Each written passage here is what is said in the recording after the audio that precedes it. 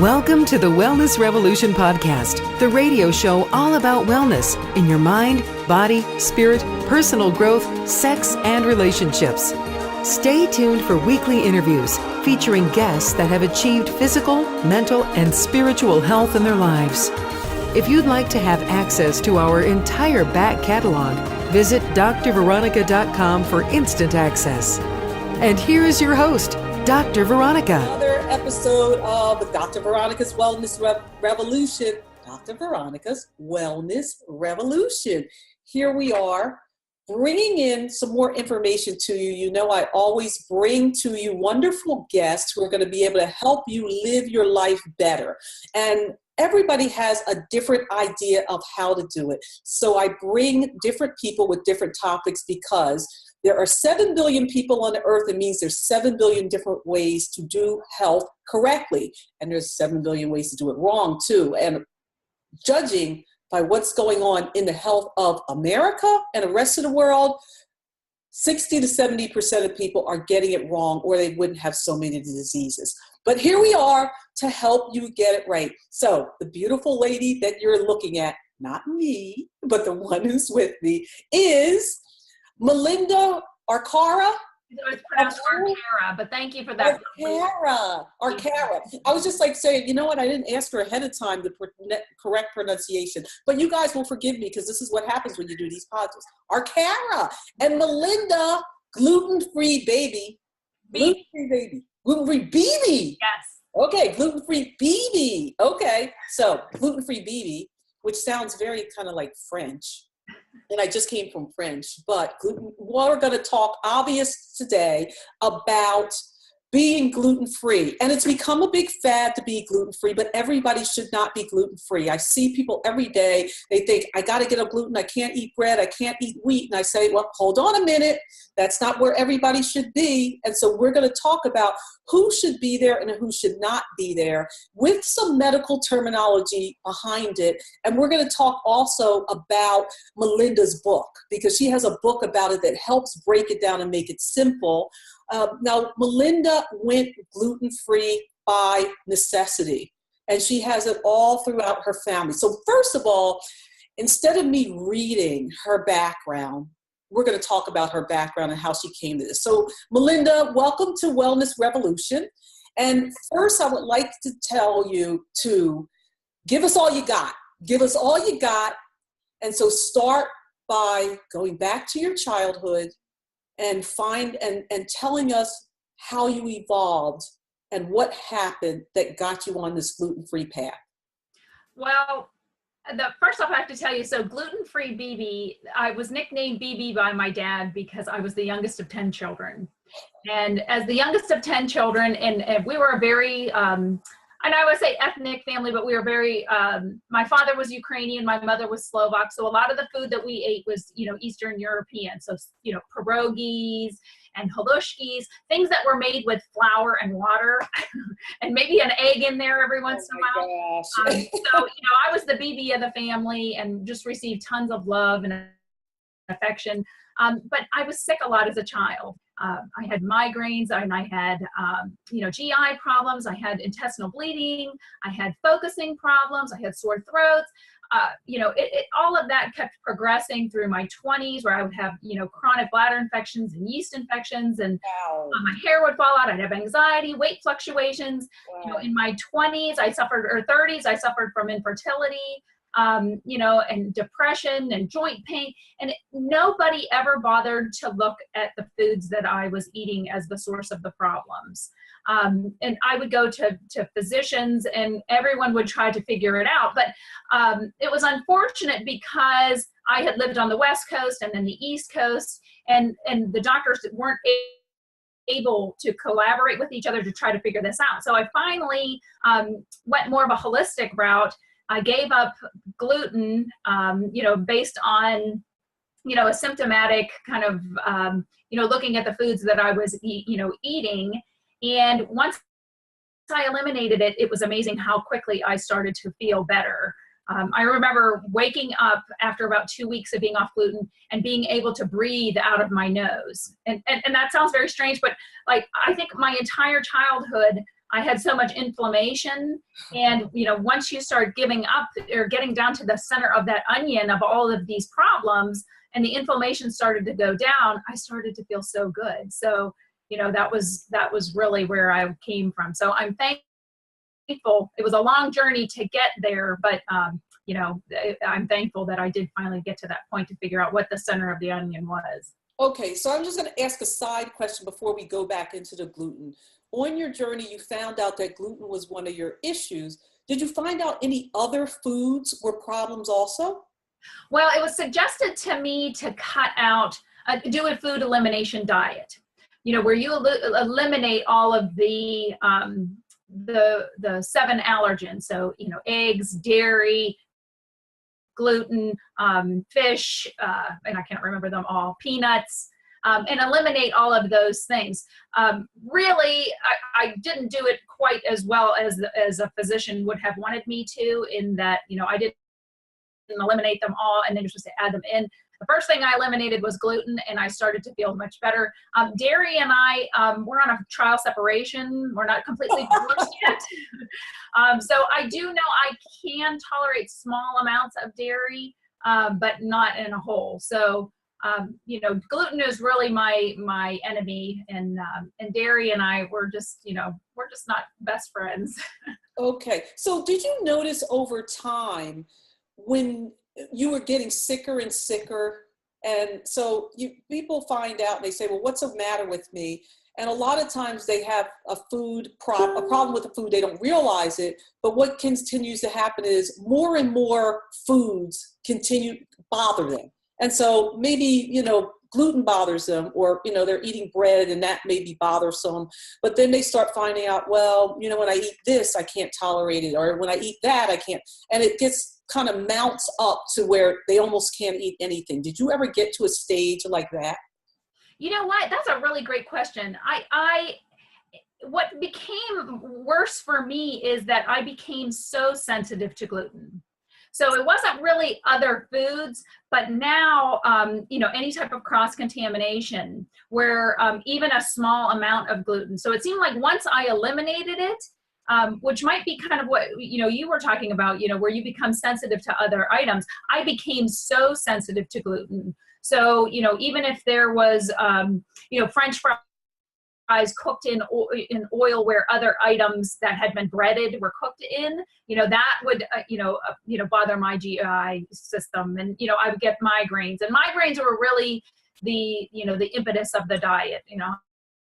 I had the flashing auras, and they just couldn't figure out, what that was. And really it was the leaky gut caused from, the foods that I was eating. So yes, I become super sensitive to gluten and, any type of grain that contains that. Yeah, you're throwing in some of those other terms like leaky gut. And I'm just going to give a little background. And the reason that I asked you that question is because when people have a food intolerance, now you may have something genetically that makes you not be able to utilize that food as well. So number one, there's a problem, and you end up with a response in your whole body, starting in your digestive system, but then it breaks down your digestive system and leaks out into the rest of your body, and it gets worse and worse and worse over time. So what a lot of people will notice is that they start with one food and then they get to the point where they hardly can eat anything else, or whatever they're sensitive to, like you're talking about, it becomes so hard that even though it's not an allergy, it seems like an allergy that you will die from. Now, why am I saying it's not an allergy when you're having such a problem? Because a food intolerance is mediated in a different place in the immune system than a food allergy. They're two different. There's IgG in the intolerances. There's IgE in the allergies. Very, very different. And you treat them very, very differently. Leaky gut means that not only do you need to eliminate the food, you need to repair the leaky gut.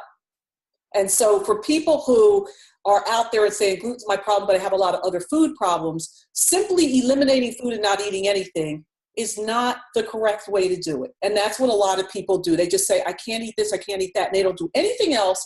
And those people are miserable for anybody to be around because they can't eat anything. And we're just like, I don't want to be around them. They can't eat anything. Right. What the answer usually is eliminate what you're sensitive to, repair your immune system and your digestive system, and then see what you can tolerate. And there'll be more foods that you can tolerate doing it that way. So that helps some people with gluten, other people it doesn't help with a gluten sensitivity. The other thing that happens, we listened to you talking about your childhood and that you ate a lot of wheat. So what else is important to bring out about this is the more you're challenged with any one food, you will become sensitive to. I don't care if it's apples. You'll become sensitive and you keep doing it, and you have too much. Why does that happen? Because food's foreign to our body. And so we're going to mount a response against it. And then at some point, something can trigger it to go awry, and then it keeps mounting. But if there's any one food that you eat a lot of, it's highly likely you'd have a problem with. Hence, you see people from your background and people from backgrounds like Italian backgrounds who end up with high levels of gluten sensitivity because their diet is so wheat-based. And when you put it here in America, we have all the genetically modified food, which we really can't tolerate, which makes the people who have the gluten problem worse. Now, I don't know if you've traveled abroad, but one thing I'm sensitive, let's talk something more about the gluten thing. So there's this whole group of gluten, but everybody's not sensitive to all of the glutens. I'd be one of those kind of people. I'm sensitive to wheat, but not oat, barley, and rye. I'm sensitive to wheat specifically. I know exactly what it is. My son's, same thing. So people also have to understand that it's not just all of gluten. It's easiest to eliminate all of the gluten. It's not just all of gluten. There are different proteins, and you may be sensitive to one of the proteins and not sensitive to another protein. And so this is where I ask you, what role did happen in your life with testing? Because I think testing, you can eliminate and find out, but for me to know it's wheat and it's not oat, barley, and rye is great, because that means I don't have to restrict myself as much. So right. What is your role with testing? So, going back to what you were saying about, the different, there are wheat allergies. There's really three designations for a gluten sensitivity or, gluten related disorder. And you would know this better than anybody. But, really wheat allergy, where you have the response where you need an EpiPen, which is, very serious. Yeah. And then there's celiac, which is the autoimmune disease, which is, caused when you have the villi atrophy. So the villi in your gut begin to atrophy, and then you can't absorb the nutrients from the foods that you're eating. And then you have non-celiac gluten sensitivity, which has this wide range, like you were saying, this wide range of symptoms where, you have migraines and inflammation and those kind of things. So, for me, I was able to figure out it was a non-celiac gluten sensitivity only because I stopped eating gluten before I got tested for celiac. So you need to be eating, actively eating grains and gluten to get an accurate test result for celiac. And, you really need to find out which of those designations that you represent so that you can be treated correctly by a physician. And also, if it is the autoimmune disease, then you are more susceptible to other autoimmune diseases. Like I was telling you before the conference, I had been told in my life that I had 3 different autoimmune diseases, just unnamed ones. Where they were like, your body's fighting itself. We just don't know why. We don't know what to call it. And of course, this was, 25, 30 years ago. So, to know if you have one is important because the incidence of having additional ones is very high. Absolutely. And so let's move over and talk about healthy food, because gluten has become the bad guy. And there's reasons that gluten has become the bad guy, I admit, because it's, especially in this country, with what we're dealing with the genetically modified food that's really taken a toll a lot more. Plus, our diet is heavily gluten and it's very caloric food. But the calories plus the inflammation are what are making people have a problem with it. So let's move over to, you talk more about being a healthy food advocate. So tell me about healthy food advocate. Okay, being a food advocate in general is, choosing foods, someone who votes with their fork. So, choosing foods that represent, what you believe in. Like you were saying about, choosing, non-GMO foods. And then, being an advocate for that, calling the congressman, calling the president, asking them to vote against the dark bill, choosing local, seasonal, organic foods, purchasing from local farms, actually thinking about the foods that, you're putting into your body. I mean, it's so easy. And I'm a mom, so I know it's very easy to go to Target, Costco, all these large retailers and buy all these processed foods, but to consciously say, okay, I'm not going to buy, 7 dozen eggs from Costco. Instead I'm going to go to the local farmer down the road, or I'm going to join a CSA, or I'm going to seek out a farmer's market, and consciously, choose foods, for quality versus quantity. Okay. And that's really, what a food advocate is doing out there. There's a couple things you mentioned in there. I'm like, pick it up on this. So we veer off script here on Wellness Revolution, because I want to pull out something. So first I want to talk a moment about Costco, because you mentioned Costco a lot. And yeah, you can go and buy unhealthy food from Costco. However, I will let people know that Costco has made the commitment to change their whole food supply.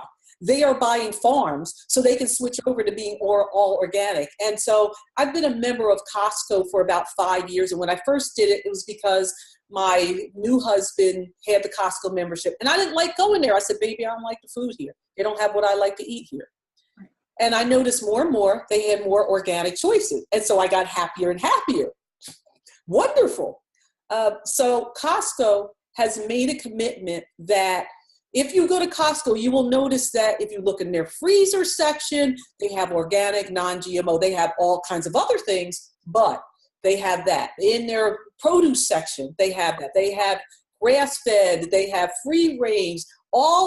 They have detergents that are free and clear. So in places like Costco, they've made a commitment that we believe in the health of our customers. And so therefore, we're going to do something to change our supply. So Costco is transitioning. So I want people to know, if you're thinking about joining a food club and you think, oh my God, this stuff is expensive, there's been a wholesale club that has made a commitment that we want to go all healthy food.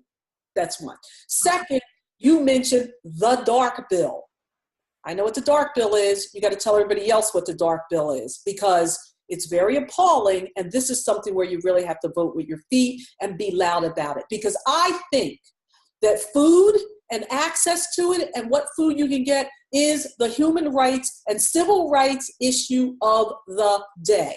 What people are allowed to eat is a human rights issue, and our legislators are trying to do a bait and switch on us. So tell us about the dark bill. So what it is it's not a bill that is against genetically modified organisms. So GMO is genetically modified organism. And what that means is that they take the genome of something else to combined with another food item to try to make it either more shelf stable, to help it with growing, to produce more. There's a multitude of reasons why GMOs are out there. The dark bill is not to prevent them or stop them. All it is to provide information to consumers so that they can make a choice. So what they were asking is that that products be labeled as containing genetically modified organisms. Now, I'm surprised, but I picked up a box of cereal from General Mills, and General Mills has already put that on many of their cereals. If you read the ingredient list, it'll say made with genetically modified organisms. And people are still buying those products. That is their personal choice. But now with the dark bill, what they're saying is that you have to use your cell phone. Every time you want to know if there is a GMO in this product, you have to take your cell phone and you have to scan the bar, or those, I can't remember what they're called, but those little scanners. Yes. Yes. So you would have to scan each individual item. So imagine, here's a mom with 2 kids. I'm going along, I'm looking in the cereal aisle and the granola aisle, and I want to know if these grains contain, or these products contain GMOs. And I have to go take each package, scan it with my phone, and search it. All we're asking is that that it be labeled easily so that we can read it, so we can know and make a conscious decision. Whether you buy it or not, that is your choice. But without the information, you can't do that. So that is what really we're asking for. Yeah, I mean, it's so thank you for the explanation. It's important. The dark bill, they'll have the information available, but you have to be able to look for it. So if you don't have a smartphone and you don't know how to work with QR scanners, and you want to run through and you want to do things quickly and know from looking, just like there's other information on the labels, you're not going to be able to do it. Now, when you talked about General Mills, they had it right there. What happened is Vermont has the law that went into place. And so foods companies have been becoming compliant with all their products because it's easier to label all their products versus do it just for one state, Vermont. And so now you're going to start to notice that there are more labels on food because people want their food in Vermont, and so therefore the labels are there. It's fabulous because you can tell what's what much easier, including gluten-free on a lot of things. So we're going to get back to that. But we want to fight against this dark bill. When I go in the store, I don't want to have to walk around with my phone all the time. I got a smartphone. What about people who don't have a smartphone? What about people who technology is difficult for them? What about people who are older? What about people, there's so many areas where this dark bill is really just discriminatory. I agree. So if you don't have an iPhone or an Android or some other phone that is a smartphone, you're not going to be able to know what's in your food. And that is discriminatory. Food is the human rights issue of the day. Okay.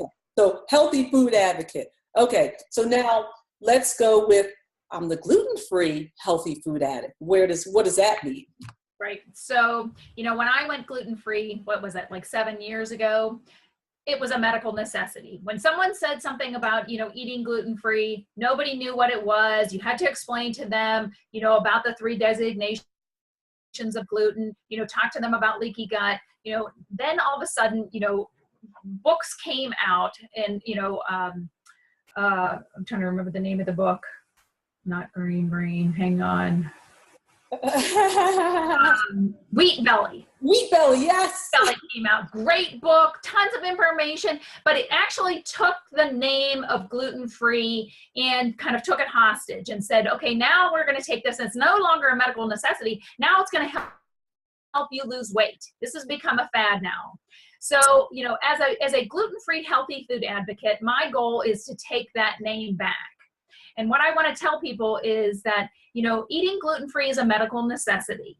Okay? After you see a physician and after you get the designation and find out what it is that, that a gluten-free diet will help, then, you have to adhere to all the same requirements that someone with with celiac or, non-celiac gluten sensitivity, all of that they have to do. So, my whole thing is balance, choosing foods, quality foods like we talked about, local, seasonal, organic, non-GMO, and combining them with the convenience of pre-packaged products. So, it's hard to make a cracker. So to buy, a gluten-free cracker and eat some local cheese, or buy some prepackaged hummus and eat it with some, fresh carrots, try to keep that balance between the two. So, all these articles that are coming out now where it's talking about how unhealthy gluten-free, eating is, I'm trying to debunk that and say, no, it's not. If you choose, healthy gluten-free products, and combine them with, whole and clean and local and seasonal products, then no, it's not. I want the name gluten-free back to being a medical necessity. Okay, I get that. But isn't this gluten something that everybody should just give up? Because first of all, it's heavy in carbohydrates and it's a big thing with the weight. And I ask people a lot of, well, what makes you lose weight? Well, I gave up the bread. And so it's becoming in the weight loss category, but why isn't it good for us all to be gluten-free? What do you say about that? I think there is, with the prepackaged products, you have a lot of sugar, so in order to make it taste good and taste familiar for people, they have to add a lot of ingredients in there. But, eating things in the whole form, and eating whole grains, eating quinoa and brown rice and buckwheat, and taking those and eating them in the whole form, you're still getting, fiber and nutrients and those kind of things from the foods. But to necessarily, the whole thing with gluten is you have the gliadin and the gliadin, and those two combined, make it sticky and fluffy. And that's what gives all of our baked goods all this rise. But, that stickiness, that when those two proteins come together, that stickiness can go in the gut as well. So, people who have digestive problems or who have, other problems that are undiagnosable by physicians, it might be a good idea to try a gluten-free diet and see if it works. But you can also choose healthy alternative grains, teff, amaranth. I mean, there's a lot of really unique grains. Or, if you don't have an allergy to nuts, you can use, almond flour. You can use pecans. I mean, there's just a lot of great lower glycemic grains out there that, are good replacements for gluten. So like you were saying, if you eat the same thing day after day after day, hey, throw in some quinoa, why not? Kind of mix it up a little bit, and it's delicious, and you can be very creative with it. So you just have to, take a little bit extra time to learn what's available and what is gluten-free. Yeah. So there's one piece that you said, undiagnosable by a physician. And I want to just clarify that, because I am a physician, and one of the physicians is able to diagnose some of these problems. Why does it happen? Now, my practice right now is not traditional. It's coaching people, but part of coaching people is listening to what's going on and saying, you know what, you might benefit from this, that, or the other test. And now here's the rub. Most of these tests are not happening at LabCorp Quest. If you get it at LabCorp Quest, it's likely that it's not going to tell you anything. And that's why you think your disease is undiagnosable. The labs that those of us in holistic care use are specialty labs that you have to belong to, that know exactly what they're looking for, and they don't just look for everything. And so you go to a particular lab, I want an organic acid test, I want an IgG test by serum or by blood spot, I would like a digestive analysis, and I want to look at the saliva and stool. And so realize that there are so many different ways to be able to ferret out what's going on with people. Digestive analysis to figure out if somebody has celiac. Well, I don't necessarily have to submit them to an endoscopy or a colonoscopy to figure that out. There are tests that you can do where you can send it off. And most physicians who are traditionally Western trained, they haven't been taught that. I'm going to say we haven't been taught that. I'm traditionally Western trained from the back end, and I can tell you what we've been taught. However, there's functional wellness practitioners who understand what's going on and know what lab to go to, what test to get. And let me just tell you this. A lot of this is unfortunately now, and this is not my doing, not going to be covered by your insurance because it doesn't go with a medical diagnosis. We're doing it because we're listening to it. We read the research. We're on the forefront. We know what to get. There's no medical diagnosis with it up front. And so we have to stab in the dark and get a bunch of things from different labs. And so it's not going to necessarily be covered by insurance. And so why do I make that point? Because people, you're just going to have to make the investment in yourself. You're going to have to make the investment in the time of figuring out what's going on. But after you've gone to the University of Google, and part of you watching this podcast is being at the University of Google, you're going to have to go to somebody who knows what they're looking at and listening to, because my $500,000 of education and training is not going to compete with a few blogs. It just is not. And so we're going to be able to listen to you quickly, those who know, and say, no, you're not crazy. That's very common in people who have XYD. Notice how Melinda said, I had migraines, I had this, I had that. A lot of it wasn't necessarily digestive. So people come into me and say, I had a person come to me last night at my seminar and say, do you use any bleach? They didn't want to come to me because, or they were afraid to come in the office because bleach. I'm sensitive to this. And I'm like saying, your liver's toxic, your liver's toxic, your liver's toxic. Okay. We need to fix that. We need to figure out what you're toxic from and clean you out. But another doctor would just be like, oh, well, they're just sensitive to everything. But I'm saying there's something making your liver toxic. There's something making your system overgrow. We can fix this. We can figure out what it is. And so going and getting your knowledge, reading books like Melinda's to figure out what can you do on your own, because you may do something on your own that works.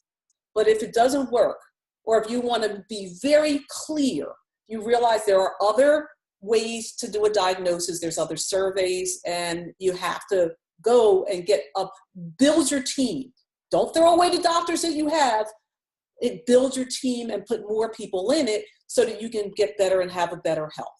Okay. Right. So now you gave up gluten because you were having major problems with it. Now, let's talk a little bit more about why people, is there a reason people should eat gluten? Do you ever say it's okay to eat gluten? I think people should eat gluten. I will tell you that gluten-free foods are not fortified. So, when it comes to nutrient deficiencies, gluten-free people are the masters at it. So, we're already suffering from a leaky gut. And then the foods the gluten-free foods that are on the market, because they're not fortified with riboflavin and niacin and iron, you really need to be conscious about what you eat. So, by eating, grains that you can tolerate, like, wheat, barley, and rye, and eating them in different forms, you are getting those extra nutrients, and going back to what you were saying, you have to have, as a patient, you have to have a good relationship with your physician. Like you were saying, you have to pull your team together. You need to have blood tests, because as much as the holistic person who helped me, she did not have a medical degree like yourself. So I had to have a good relationship with my general practitioner so that I could have the tests to find out how iron deficient I was, how much B vitamins to have. So, to alienate Western medicine 100%, or, only go with Eastern medicine, I think is a really bad choice as a patient.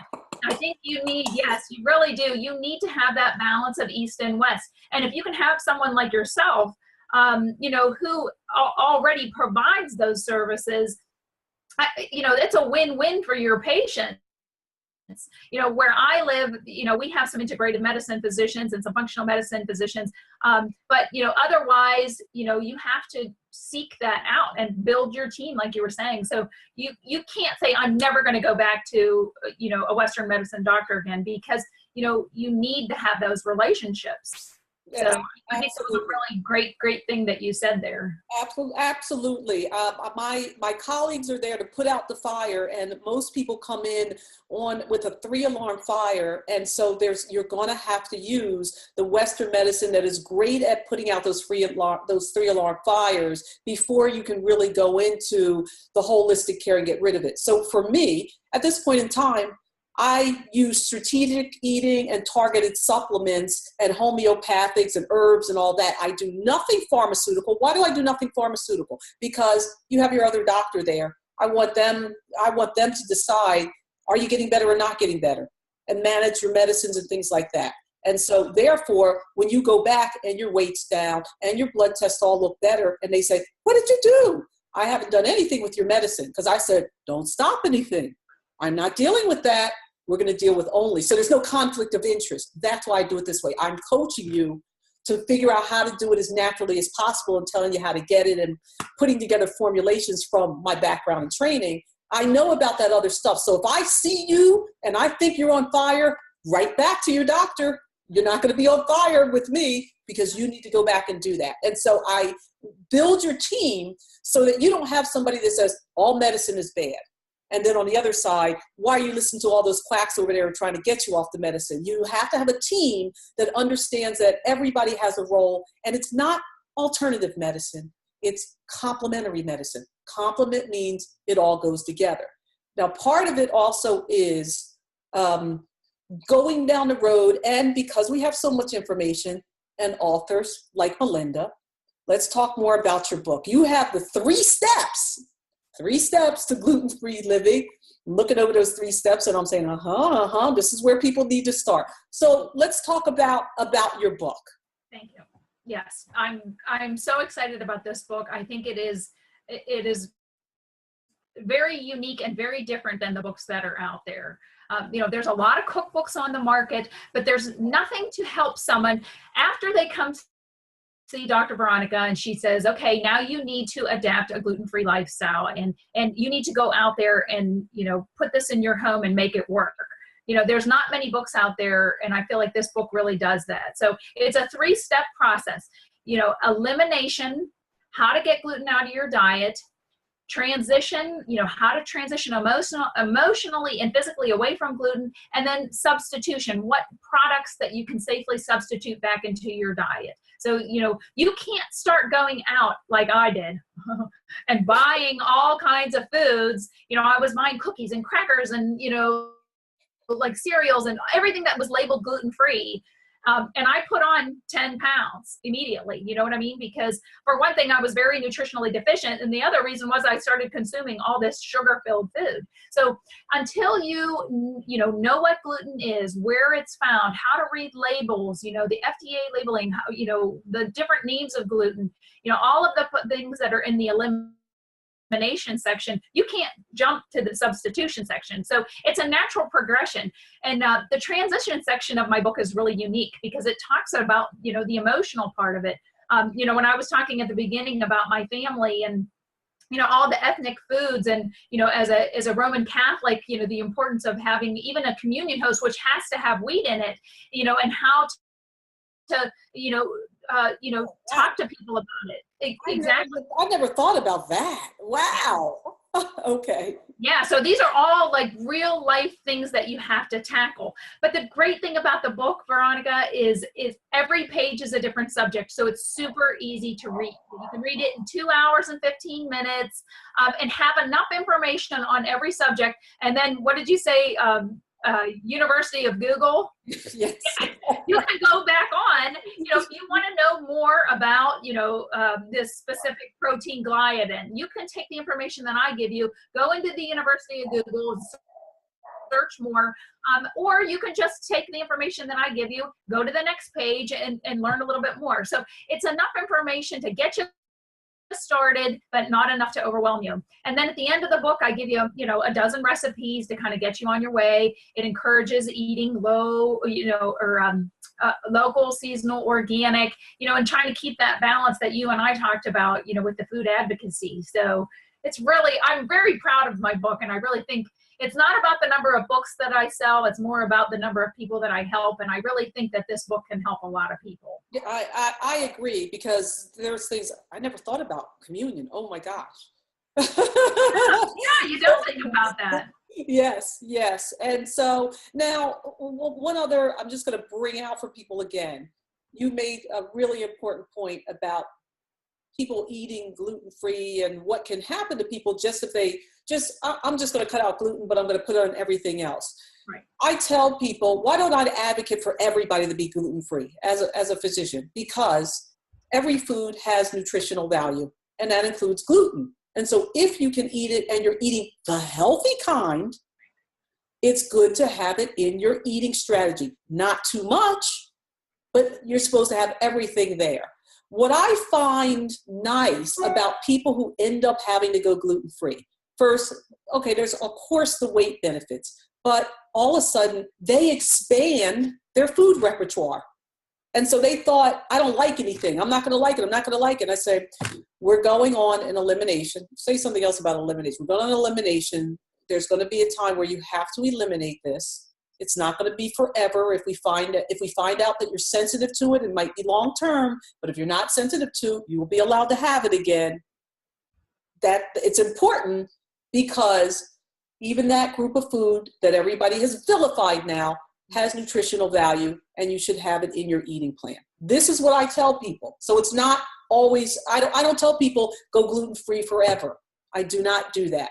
And so most people are very happy to hear that, because all they can think about is they can go back to those dinner rolls. But most people don't go back to eating those dinner rolls like crazy, because they realize what it was doing to them. Even if they weren't super sensitive to it, they realize that there's an importance in having a little bit of everything. Okay. Right. Now, elimination. I'm assuming when you did the elimination, you did it on your own, and you just said, I'm cutting out all these things cold turkey. Is that how you did your elimination? Yes. And turkey it was. I mean, you know, when you start to take away, and actually in January, my husband and I did, it was a detox where you don't eat sugar and grains, and it's only 30 days. And so actually harder than getting off gluten is getting off sugar. And so, you know, it took 2 weeks to get off sugar, and I haven't eaten it for 2 weeks, and it's amazing how good I feel. But when I did gluten originally, you know, it was like, I can have a little bit of gluten. I can have a little, you know, I can have a little piece here, but you know, you really have to eliminate it 200%. I don't know if you know, if your viewers know, but a quarter of a fingernail will cause the autoimmune response in a celiac. So a quarter of a fingernail of flour or gluten will cause the autoimmune response in a celiac. So you really have to eliminate it 200%. Yes, it's true. And just for people also to know, it takes 5 minutes for your body to break down. You put it in, you're celiac, you're sensitive, you're intolerant, you will get the immune response. It takes about 5 minutes for that to happen. I did not know that. To build your body back up, 6 to 9 months, and you'll be 75% back. 6 to 9 months, you won't even be all the way back. So the reaction happens very quickly, but it takes a long time to get over it, for your body to get over that reaction. And so if you're thinking, well, I can just kind of cheat a little, this is why people don't necessarily get a result. But on the other side, this is why it ends up being important to get some type of testing. And the testing that you get at LabCorp and Quest is not necessarily considered adequate testing, unfortunately. I hate to let you know that. What your insurance covered is not going to necessarily be adequate. The testing, so that you know what you're really sensitive to and not, because if you find out that you're really a celiac or you're really super sensitive to it, then it's going to need to be eliminated for a while. But if you find out you're not, oh holy night, it's great, because that means that I'm going to be safe, and I can still have that in my eating plan safely, so I won't be having the symptoms. Right. So that's why. Now, why did I ask you about the cold turkey elimination? I asked you about that because there is a definite strategy to do it. An elimination diet doesn't just mean going cold turkey and taking everything out. There's a strategy to taking it out. You came across it the way you did, so it's not a criticism. Most people you do what you have to do. But there's a strategy to taking out and a transition to even eliminating, which gives clinical information to practitioners. The transition of eliminating also makes it easier on people. So when you go cold turkey, this is why it was really difficult. You do a transition elimination diet where you're slowly, and the clinician's getting information as you're eliminating stuff. And the right questions are being asked, because you got to go through a symptom survey to figure out, are you having symptoms? And you don't even necessarily know all the symptoms that are coming from it. But your practitioner, who's well-versed, will know symptoms that could come through this. Okay, so when you do an elimination, there's a strategy to the elimination. It's not cold turkey. It's not just cold turkey. But if you went cold turkey, it worked for you, fabulous. But did you do a food re-challenge? Did you challenge yourself with those foods? Because that's the gold standard of figuring out whether you have a food intolerance or not, is what happens when the food's in your eating plan. Now, your husband who's a celiac, I'm on a podcast, so I can say this, all hell's going to break loose, okay? But somebody who's intolerant, it may not be so obvious what happens. So right. Did you do a food re-challenge and then find out, oh yeah, the migraines came back. Oh yeah, the aches and pains came back. Oh yeah, did you do that? Well, yeah, and actually the interesting thing about my husband and myself is, and even my son, so when my husband eats gluten, he he feels it probably within 24 hours. Like I could tell he starts to get very nervous. He kind of gets, a little bit anxious, and that's when, you can see, like you were saying, I didn't know that, Dr. Veronica, about, 5 minutes, the reaction starts. So for him, it starts very quickly. For myself, what I eat on Sunday, I feel on Wednesday. And for my son, who actually had developed a tic where he would like move his head, he's the same way. So he and I have the same reaction time. So if we eat pizza on Friday, on Monday, he'll move his neck. And for me, I have ice around my head with a migraine. So it's very difficult. It was very difficult to figure out because you would eat it and you go, I feel great. Next day, I feel great. Second day, oh, I feel fabulous. Third day, I'm like, like what did I eat immediately? You always think the food that you eat causes an immediate response. But with the non-celiac gluten sensitivity, it can take several days. So it was a very difficult reintroducing the food to figure out what was causing my problems. Yeah. And so you brought out exactly what people also have to understand about re-challenge and a sensitivity that's important. With an allergy or with something like celiac, a reaction is going to be so close temporally, there will be no doubt. When people have sensitivities, it could take 48 to 72 hours. So think about it. She said, I ate it on Friday. I didn't know it until Monday. That's common with a food sensitivity. And this is why people have no idea what's going on and what it is. And so that was a perfect point to bring out. So we're going to wrap up. 3 steps to gluten-free living. 3 steps to gluten-free living. Go to gluten-free bebe. Gluten-free bebe. Because she's Bebe by Daddy. Daddy called her Bebe. It's also available on Amazon as well. It's available on Amazon, so you can get it on Amazon, and you go to gluten-free Bebe, and you can find out more information on gluten-free Bebe. And Melinda, I thank you for giving us those information and I thank you for writing this book, because you got to make this simple for people. We want simple steps that we can go through. We're very reductionist. After we find you on the University of Google, we want to know, what do I do? What can I do right now? You can go to Amazon. You can download it. Is it on Kindle yet? Yes. Okay, so it's on Kindle because I'm a Kindle reader. I like to download stuff. So no matter where I am, my farts phone, I'll never be bored if you keep me waiting, because I always have something to read. So if you have to go, if you're thinking about transitioning to gluten-free, if you suspect that you're having a problem with it, these 3 steps are the important steps and simple that everyone can follow. So Melinda, thank you for being on the Wellness Revolution. Thank you, Doctor. Thank you for listening to the Wellness Revolution podcast. If you want to hear more on how to bring wellness into your life, visit drveronica.com. See you all next week. Take care.